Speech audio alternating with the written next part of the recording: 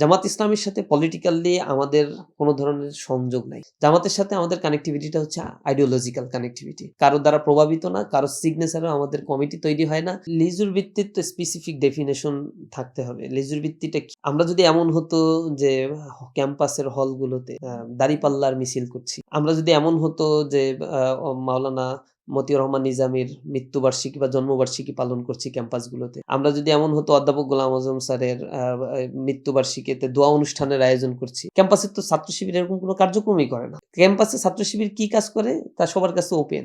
আমরা ছাত্র বান্ধব কাজ করছি। আমরা অলিম্পিয়াডের আয়োজন করছি। আমরা ক্যারিয়ার কাউন্সেলিং প্রোগ্রাম করছি। আমরা ফ্রেশার্স রিসিপশন প্রোগ্রাম করছি। আমরা স্টুডেন্টদের জন্য বিভিন্ন ধরনের ট্রেনিং প্রোগ্রামের আয়োজন করছি। এন্টারপ্রেনিউরশিপ অলিম্পিয়াডের আয়োজন করছি।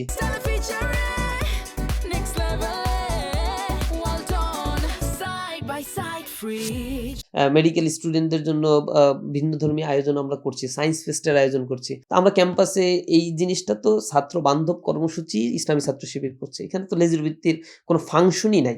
প্রশ্নটাই হচ্ছে অবান্তর।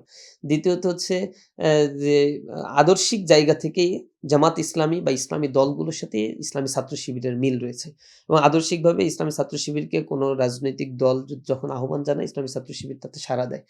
তো এটা জামাত ইসলামী হোক, হেফাজতে ইসলাম হোক বা অন্য কোনো আ রাজনৈতিক দল যখন আমাদেরকে ইনভাইট করেছে আমরা গিয়েছি। তাদের কর্মসূচিতে সহযোগিতার প্রয়োজন হলে আমাদের সাধ্য অনুযায়ী এবং তাদের আহ্বানের আলোকে আমরা সেটা করার চেষ্টা করেছি। জামাত ইসলামের সাথে পলিটিক্যালি আমাদের কোনো ধরনের সংযোগ নাই। এটা ক্লিয়ার বক্তব্য এবং আমাদের নেতৃত্ব নির্বাচন হয় কাউন্সিলের মধ্য দিয়ে প্রতি বছর সদস্যদের প্রত্যক্ষ ভোটের মধ্য দিয়ে এবং কেন্দ্রীয় সংগঠন পরিচালিত হয় আমাদের সংগঠনের যারা সদস্য রয়েছে তাদের প্রত্যক্ষ ভোটে যে কার্যকরী পরিষদ নির্বাচিত হয় তারাই হচ্ছে এই সংগঠনের পলিসি মেকিং করে থাকে।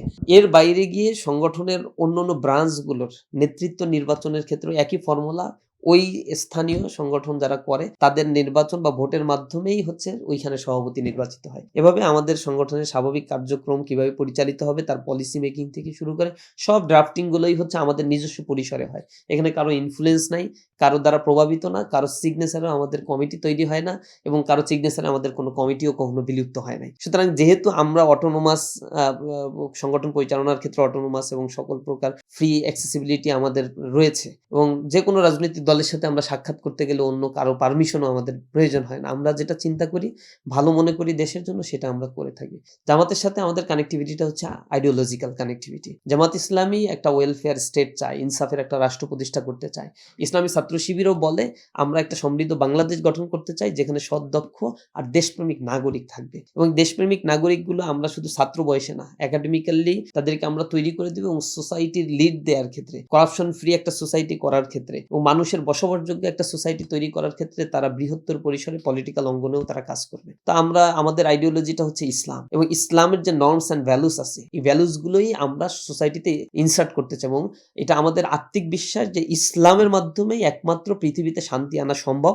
মানবরচিত কোনো মতবাদ পৃথিবীর কাউকে শান্তি দিতে পারে না। তো এইটার একই কথা যে রাজনৈতিক দলগুলো বলে তাদের সাথে আমার আইডিওলজিক্যাল একটা রিলেশনশিপ আছে এবং জামাত ইসলামী যেহেতু একামতে দিনের কাজ করে এবং ইনসাফ ভিত্তিক একটা সমাজের কথা বলে, কল্যাণ রাষ্ট্রের কথা বলছে, দুর্নীতির বিরুদ্ধে তাদের অবস্থান, সন্ত্রাসের বিরুদ্ধে তাদের অবস্থান এবং মানুষের অধিকার হননের ক্ষেত্রে তারা স্ট্রিক অবস্থান নিয়েছে, মানুষের পক্ষে তারা কাজ করছে, নিজেদের অর্থ যা রয়েছে ইনকামের থেকে একটা বড় অংশ সমাজের কল্যাণে তারা ব্যয় করছে, মানুষের মানে সম্পদ জোর দখল করছে না।